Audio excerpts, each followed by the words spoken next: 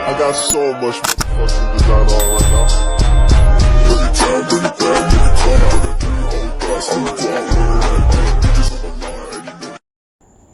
Assalamualaikum warahmatullahi wabarakatuh. Halo adik-adik, bertemu lagi bersama Kak Puspa. Pada video pembelajaran kali ini, Kak Puspa akan menjelaskan materi mengenai teks prosedur mata pelajaran Bahasa Indonesia kelas 7. Simak baik-baik ya. Isi dari video pembelajaran kali ini yaitu terdapat pertama, identitas penyusun. Kedua, capaian pembelajaran. 3, tujuan pembelajaran.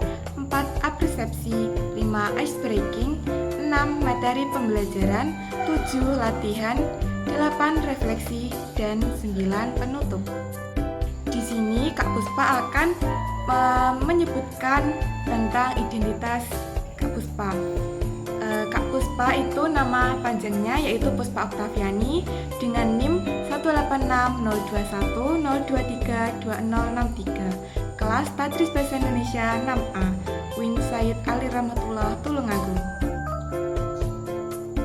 Nah, capaian pembelajaran fase D itu ada 4. Yang pertama, elemen menyimak, yaitu menganalisis dan mengevaluasi informasi, gagasan, dan pesan dari berbagai jenis teks, fiksi dan non-fiksi dalam bentuk monolog, dialog, atau gelar wicara. Yang kedua yaitu elemen membaca dan memirsa, memahami makna tersurat dan tersirat dari teks visual atau audiovisual, menilai akurasi data, serta mengevaluasi berbagai topik aktual. Yang ketiga yaitu elemen berbicara dan mempresentasikan, yaitu menyampaikan gagasan atau solusi secara lisan menggunakan kosakata, yaitu seperti denotatif, konotatif, dan juga kiasan, dan berdiskusi secara aktif dan santun. Yang keempat yaitu elemen menulis. Pada elemen menulis itu mempunyai berbagai tujuan secara logis dan kreatif, menyusun laporan penelitian secara sederhana dengan kutipan etis, serta menyajikan data atau imajinasi dalam bentuk prosa maupun puisi. Untuk tujuan pembelajarannya, yaitu yang pertama, menjelaskan struktur teks prosedur yang meliputi bagian tujuan, bahan atau alat, dan langkah-langkah. Yang kedua, mengidentifikasi pengertian dan ciri-ciri teks prosedur dengan tepat. Yang ketiga, menganalisis struktur dan unsur kebahasaan dalam berbagai contoh teks prosedur. Yang keempat, yaitu mempresentasikan kembali isi teks prosedur secara lisan dengan runtut dan jelas. Yang kelima, yaitu menulis teks prosedur tentang cara melakukan sesuatu dengan memperhatikan struktur, tujuan, bahan atau alat, langkah-langkah, dan kaidah kebahasaan yang benar. Nah, pada kegiatan apresepsi kali ini, siapa yang pernah membuat nasi goreng di rumah? Ayo, angkat tangan, siapa yang pernah? Apa saja sih bahan utama yang digunakan untuk membuat nasi goreng? Ya, betul. Menurut kalian, mengapa rasa nasi goreng buatan sendiri berbeda dengan nasi goreng di warung? Ya, benar. Karena penjual di warung itu telah menerapkan teks prosedur secara runtut dan jelas. Langsung saja kita simak ice breaking berikut.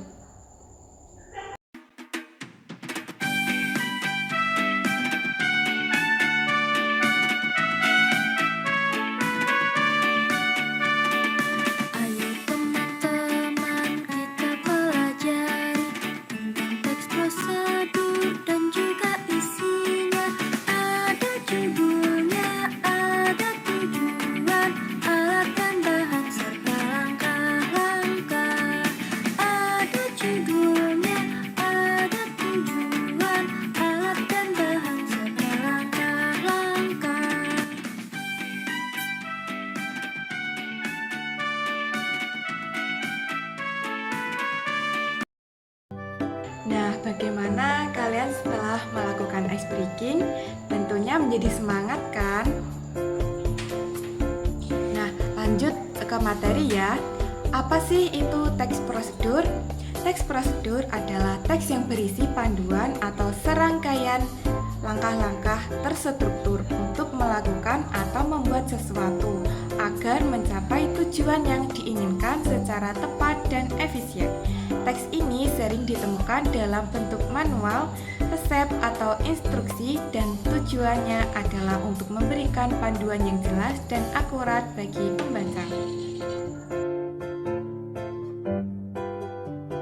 Untuk struktur teks prosedur itu ada 4. Yang pertama yaitu tujuan. Tujuan adalah penjelasan tentang apa yang akan dilakukan atau apa hasil akhir yang diharapkan setelah mengikuti prosedur. Bagian ini bisa terdapat di judul atau paragraf awal teks. Yang kedua yaitu alat dan bahan. Berisi daftar alat, bahan, atau perlengkapan yang dibutuhkan untuk melaksanakan prosedur. Bagian ini tidak selalu ada di semua jenis teks prosedur. Langkah-langkah. Nah, berisi urutan petunjuk atau tahapan yang harus diikuti secara logis, sistematis, dan jelas untuk mencapai tujuan. Struktur yang keempat yaitu penegasan ulang. Bagian yang berisi kesimpulan, harapan, atau manfaat yang didapat setelah prosedur selesai dijalankan dengan benar. Bagian ini bersifat opsional.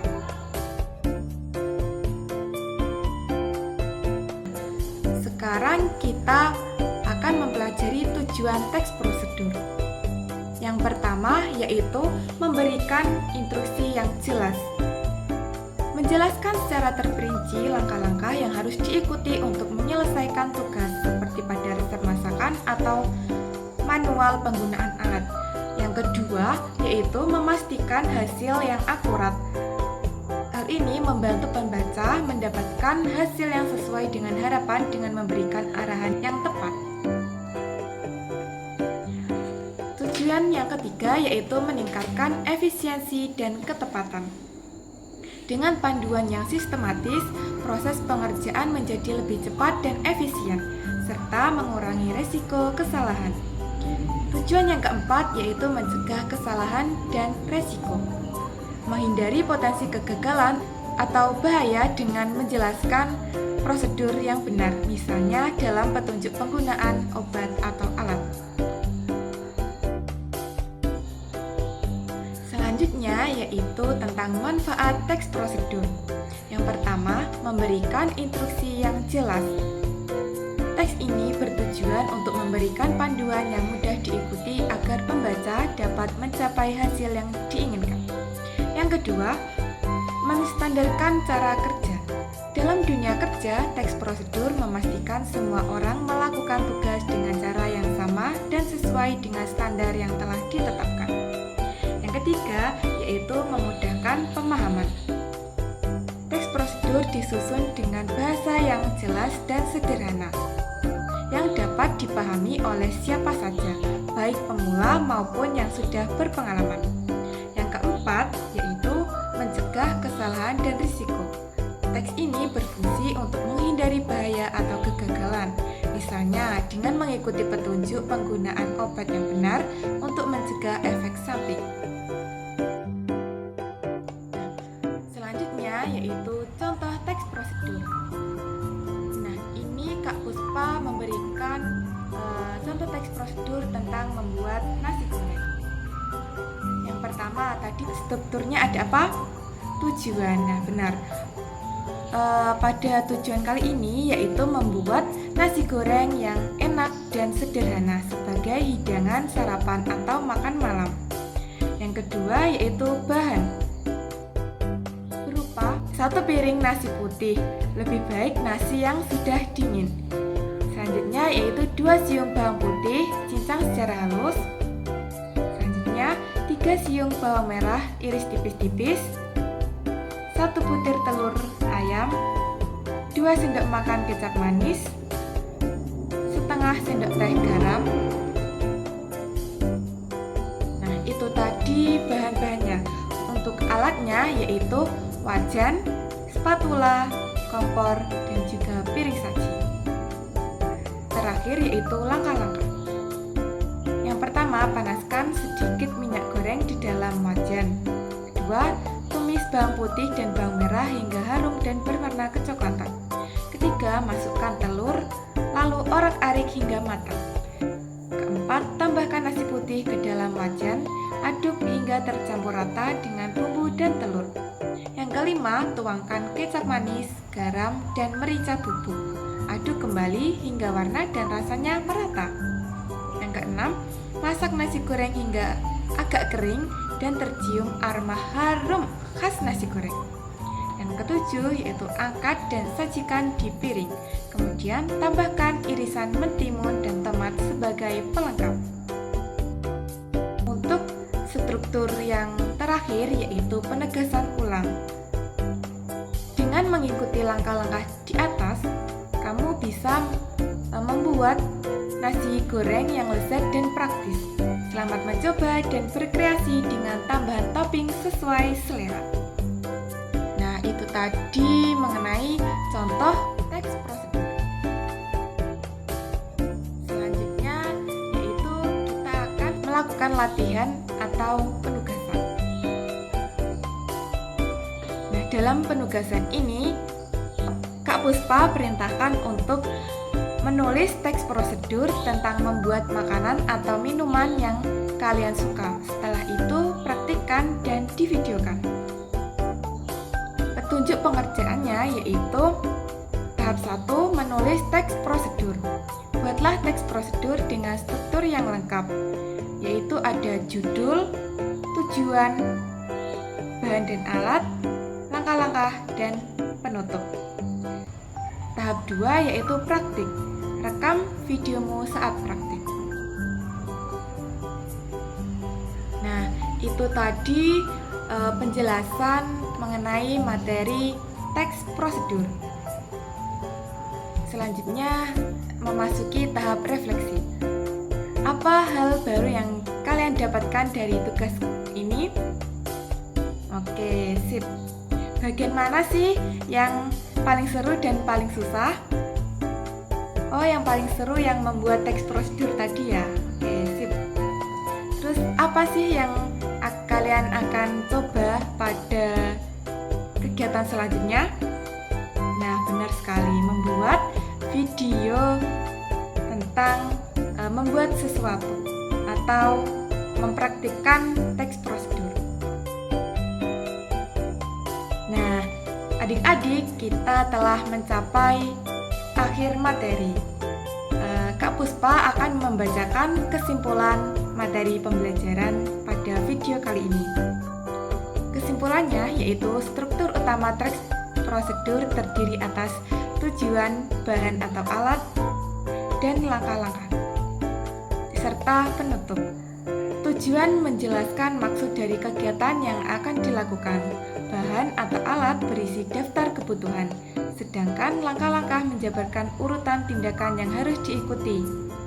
Dengan memahami struktur dan ciri kebahasaan teks prosedur, seseorang dapat menulis dan mengikuti petunjuk dengan lebih mudah serta menghasilkan hasil yang sesuai dengan harapan. Nah, sekian materi yang dapat Kak Puspa sampaikan.